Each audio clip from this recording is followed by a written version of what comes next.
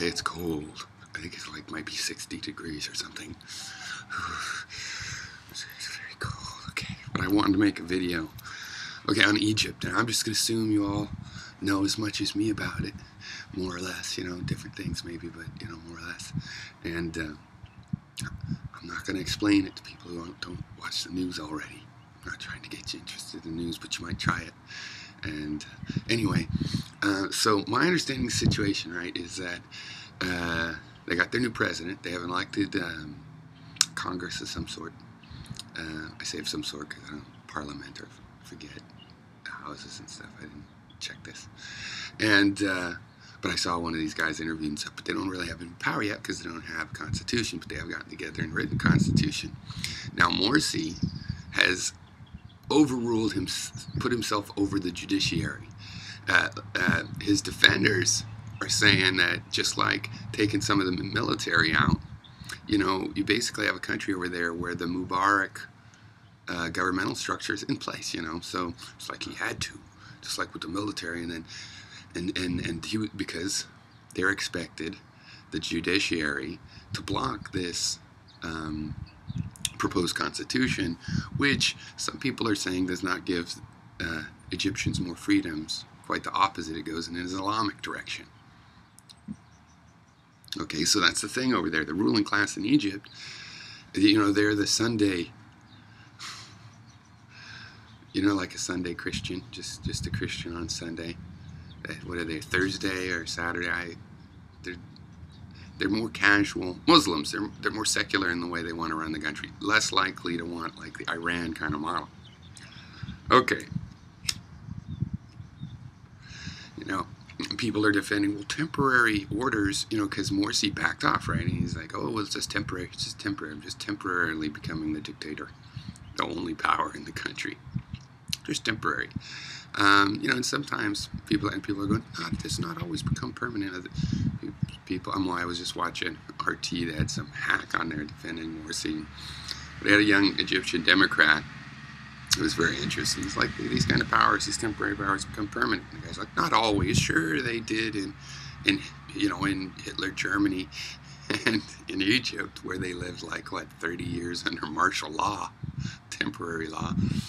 So yeah, are they going to buy that again? I don't know. The thing, what I think is that it's possibly true. It could be true that Morsi wants peace and everything else. It could even be true he wants an Islamic state that won't be brutal and all this. It does. That's just not democracy.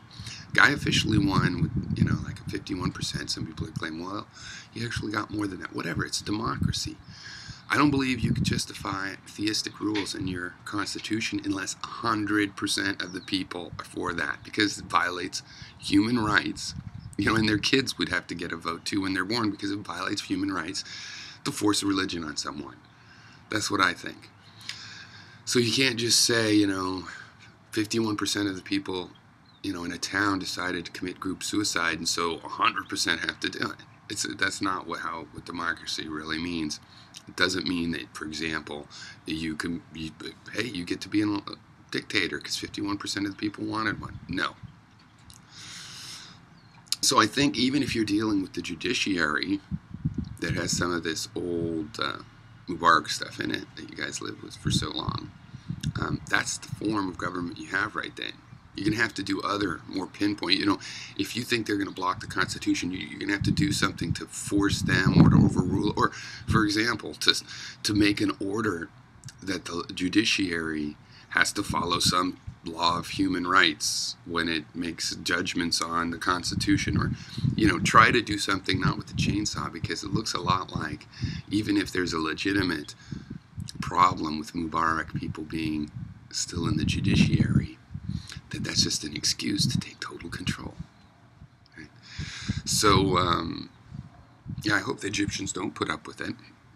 I don't think anybody but the Egyptians have any place to do anything. I mean, obviously, nobody has a place to invade, has reason or excuse to do that. But we do have reason to have opinions, you know.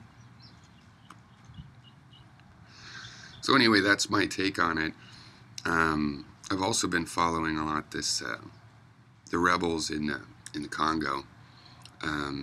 not much to say on that. I mean, I just know, I remember when the current Congo government were the rebels in Zaire, and that guy was a total disappointment.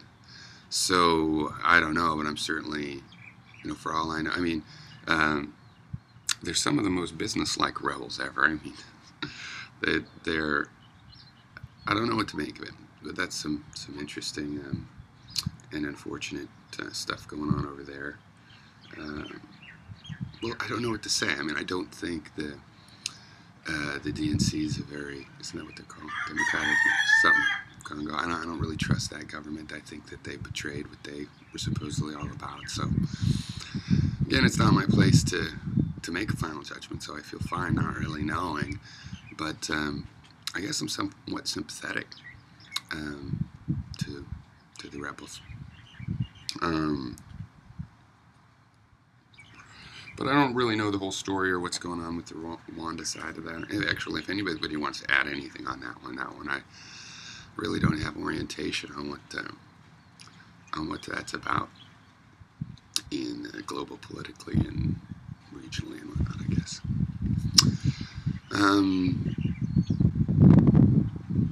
All right, I still say give them Texas. Okay, bye.